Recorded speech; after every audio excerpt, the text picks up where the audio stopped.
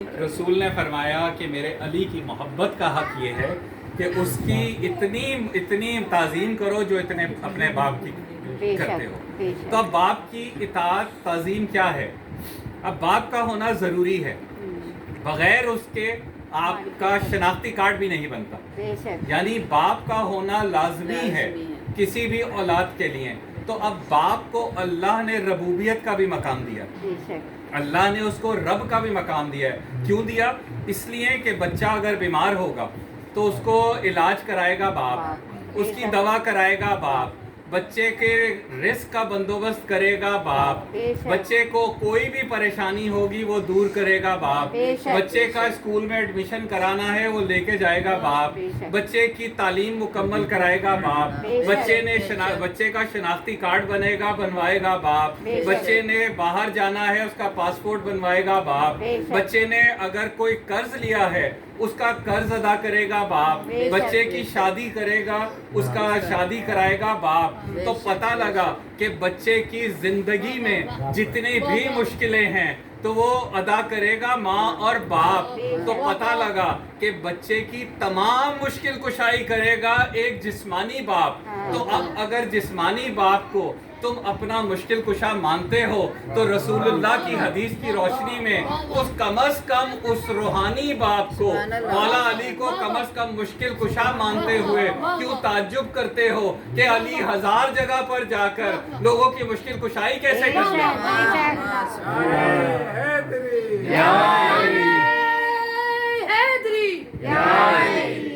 तो जिस्मानी बाप के बगैर आपका कोई तारुफ नहीं, जिस्मानी बाप के बगैर कोई ताल्लुक नहीं। हर मुश्किल का हल करेगा जिस्मानी बाप, और रूहानी बाप की तरफ लेकर भी आएगा तो जिस्मानी बाप ही लेकर आएगा। ये हमारे वालिदैन का ही दुआओं का और तालीम का असर है कि आज हम फर्श अज़ा पर बैठे हैं, आज हम इस मिंबर पे बैठने के काबिल तो हैं ही नहीं लेकिन बैठे हैं। ये हमारे जिस्मानी बाप ही की तालीम का असर है, जिस्मानी माँ ही की तालीम का असर है।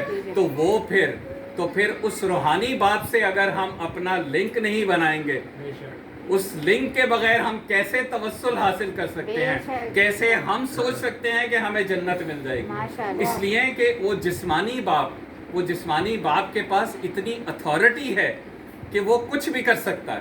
अल्लाह ने इतनी अथॉरिटी दी है उस जिस्मानी बाप को कि अगर माज़अल्लाह खुदा ना खास्ता जिस्मानी बाप अगर अहकाम शरिया पे अमल नहीं कर रहा, बाप नमाज नहीं पढ़ता लेकिन बेटा 5 वक्त का नमाजी है, तहज्जुद गुजार है, बेटा रोज़ा रखता है, बाप रोज़ा नहीं रखता, बेटे की दाढ़ी है, बाप की दाढ़ी नहीं, बिगर्ज के बेटा इंतहाई नेक है लेकिन बाप थोड़ा सा दूर है, लेकिन अल्लाह ने उस बाप को अथॉरिटी दी है कि वो अपनी बेटे की, उस जन्नती बेटे की ज़रा सी लग़्ज़िश पे उसको जहन्नमी बना दे। उसके पास अथॉरिटी है, अल्लाह ने दी है कि वो उस जन्नती बेटे को किसी भी छोटी सी लफ्ज़िश से उसको आग करके उसको जहन्नमी बना दे। इसलिए कि बाप की जरा सी इताअत से हटे नहीं तमाम अमाल अकारत, तमाम अमाल अकारत। तो फिर अगर एक जिस्मानी बाप के पास इतनी अथॉरिटी है तो फिर क्यों शक करते हो कि रूहानी बाप, वो रूहानी बाप कि अपने बंदों की थोड़ी सी गलतियों को क्या वो शिफात में नहीं बदल देगा? वो शिफात में नहीं बदल देगा तो वो जन्नत पे फिर जैसे अभी अली ने पढ़ा कि वो पुले सरात पे खड़े होकर कहेंगे कि ऐ जहन्नम ये तेरा है ये मेरा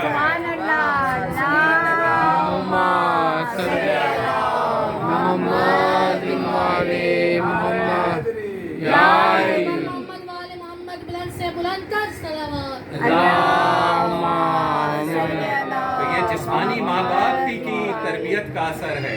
और आज उस जिस्मानी माँ बाप की तरबियत ही के असर में कुछ गैप आ रहा है कि हमारी औलादें थोड़ा सा फ़र्क हट रही हैं, लेकिन हम खुश नसीब नस्ल हैं कि हमारे माँ बाप ने, जिस्मानी माँ बाप ने हमें कम से कम इतना अता किया कि हम किसी हद तक अपने रूहानी बाप इमाम ज़माना के करीब हैं। इसलिए कि जितना हम अपने माँ बाप की ताज़ीम करेंगे उतने ही हम इमाम ज़माना के करीब हैं। और आज के दौर का सबसे बड़ा जो ज़रूरत है वो यही है कि माँ बाप की ताज़ीम करो ताकि इमाम के लश्कर के अच्छे सिपाही बन सकें। इमाम के लश्कर में जाएगा ही वो जो अपने माँ बाप की इताअत कर चुका हो, इसलिए कि इमाम उसको कबूल ही नहीं करेंगे कि भाई तू घर में तो इताअत करता नहीं, मेरी क्या इताअत करेगा। तो आज के दौर की सबसे बड़ी ज़रूरत ये है कि हम अपने बच्चों को उस लाइन पर लेकर आएं ताकि वो इमाम के लश्कर के एक फाल मेंबर बन सके, एक कम अज कम वो उस लश्कर के जूता पॉलिश करने वाला तो एक बन सके। तो दुआ है कि परवरदिगार हमारे बुजुर्गों को, हमारे वालिदैन की मग़फ़िरत फरमा और हमारी औलाद को इमाम ज़माना के लश्कर में शामिल होने की तौफ़ीक़ अता फरमा, माँ बाप की इताअत करने की तौफ़ीक़ अता फरमा। सब मिल के इमाम ज़माना पे बावाज़े बुलंद सलावत।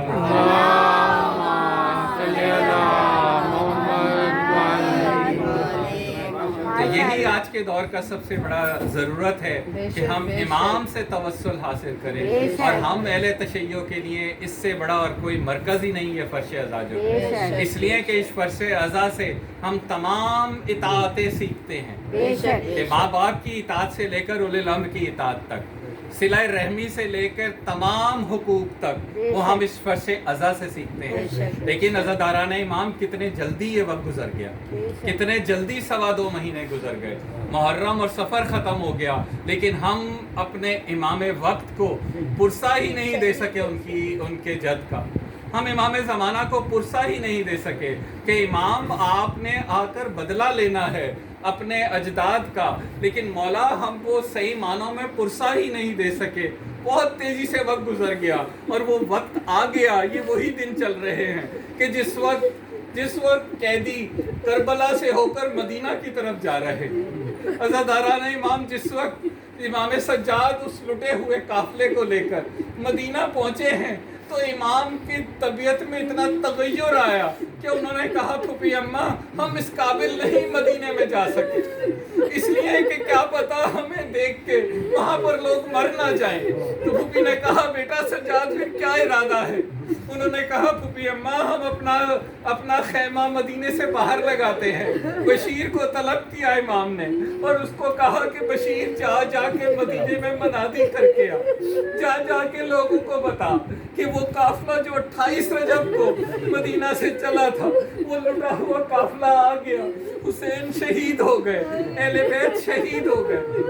बस अज़ादारान इमाम चौथे इमाम ने बशीर को अलम दिया, अलम दिया। बशीर अब मदीने में गया, मदीने में जाकर बशीर आवाज़ें देता रहा कि ऐ लोगों वो लुटा हुआ काफिला आ गया। जनाब हनीफा ने मोहम्मद हनफिया ने उन्होंने आवाज़ सुनी, ये ना सुना कि इमाम हुसैन कत्ल हो गए, इमाम हुसैन शहीद हो गए। जल्दी में भागते हुए वो फौरन मदीने के बाहर आए और आकर देखा एक खेमा लगा है, एक बुजुर्ग हज़रत अब्बास का नबी बैठे हुए। वो करीब आए और कहा कि ऐना मेरे भाई कहाँ है, ए बुजुर्ग मेरे भाई कहाँ है? चौथे इमाम ने हाथ जोड़कर कहा कि ए चचा वो तो कत्ल हो गए, वो तो शहीद हो गए। उन्होंने कहा ए बुजुर्ग वो कैसे मारा जा सकता है? मेरा भाई जब तक अब्बास जिंदा था, मेरा भाई अब्बास जिंदा था। चौथे इमाम ने कहा कि ए चचा पहले अब्बास चचा का इंतकाल हुआ, उनको शहीद किया और फिर मेरे बाबा को शहीद किया। तो उन्होंने कहा बेटा मेरे ए बुजुर्ग कि वो मेरे भाई तो अपने अहले बैत को भी लेके गए थे, उनका क्या हुआ? बस ये सुनना था। चौथे इमाम ने कहा कि चचा आले मोहम्मद की बीवियों को कभी दरबारे कूफा में लेके गए, कभी शाम में लेके गए, बस ये सुनना था। मोहम्मद हनफिया घोड़े से गिरकर जमीन पर गिर गए और बेहोश हो गए। चौथे इमाम ने उनका सर अपने जानू पे रखा और उनसे कहा चाचा आप तो सुनकर ही बेहोश हो गए। तो उन्होंने आंखें खोल कर कहा ए बुजुर्ग तुम मुझे चाचा चाचा क्यों कह रहे हो, मैं तो तुम्हें जानता ही नहीं। उन्होंने कहा चाचा मैं आपका भतीजा अली इब्न हुसैन हूँ, मेरे मोहम्मद हनफिया पीटते हुए उठे। उन्होंने कहा, ऐ सज्जाद तू तो 24 साल का जवान, ये क्या हुआ? उन्होंने कहा, चचा आप तो अपनी बहनों का सिर्फ जिक्र सुन के रो पड़े, मैं तो अपनी माओ को, फुफियों को कभी शाम के दरबार में, कभी कूफे के दरबार में लेकर गया। बस हज़रदारो, चौथे इमाम रसूल के रोज़े पर गए, चौथे इमाम रसूल के रोज़े पर गए और जाकर उन्होंने अभी अपने बाबा का सिर्फ उनका कुर्ता ही रखा था कि फौरन ही कब्र में ज़लज़ला आया। फौरन आया कि ज़ैनब ये अपने भाई का कुर्ता उठा लो, मेरे से मैच काबिल नहीं कि तुम्हारे मसाइब सुन सकूं। बीबी ने और चौथे इमाम ने फौरन अपने बाबा का और भाई का कुर्ता उठाया। बीबी ने कहा, बाबा नाना अभी तो मैंने आपको अपने मसालिम सुनाने थे। कब्र से आवाज आई, ज़ैनब मैं तुम्हारे मसाइब नहीं सुन सकता।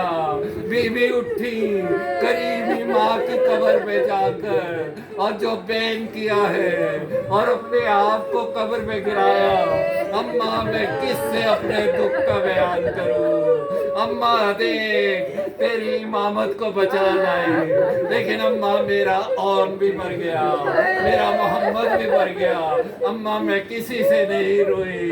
फौरन कब्र से आवाज आई, ऐ ज़ैनबा मेरे से अपने बच्चों का गुस्सा है।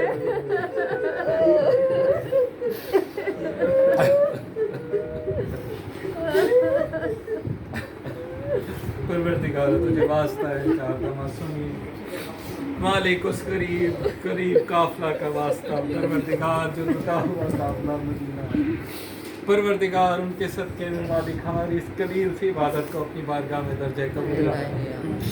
परवरदिगार हमारी इस इबादत का सवाब हमारे ख़ानदान के तमाम अम्मी अब्बाजान, बाजी काज़िम भाई, अम्मा बाबा चाचान अब्बाजान, ऐसे भाई के वालिदैन, नईम भाई के वालिदैन, तबस्सुम भाभी के वालिदैन और हमारे निगत भाभी के तमाम ख़ानदान के मज़लूमीन। परवरदिगार उन सब की अरवाह को और हमारे ख़ानदान के तमाम अरवाह जितने मज़लूमीन हैं उनकी अरवाह को इसका सवाब। परवरदिगार उनके दर्जात बुलंद करना, उनकी आगे की मंजिलों को आसान करना। परवरदिगार ये तो हमारे बुज़ुर्गों ही की तौफ़ीक़ात का असर है कि हम इस महफ़िल को बर्पा कर रहे हैं और यहाँ से बैठ के मोहब्बत आले मोहम्मद और मार्फत इमाम ज़माना हासिल कर रहे हैं। परवरदिगार करवट करवट उनकी दर्जात को बुलंद करना, उनकी कब्रों को जन्नत के बाग की करार करना। परवरदिगार हम सब के गुनाह कबीरा और सगीरा को माफ़ करना। परवरदिगार तमाम जितने भी मरीज़ीन हैं उनको शिफाए कामिला से आज तमाम वो मरीज़ीन जिनकी आंखों का नूर कम है, परवरदिगार तुझे वास्ता है नूर आले मोहम्मद का उन सब की आंखों का नूर है। परवरदिगार हमारे बच्चों को नेक और साले ज़िंदगी गुजारने की तौफीक अता फरमा।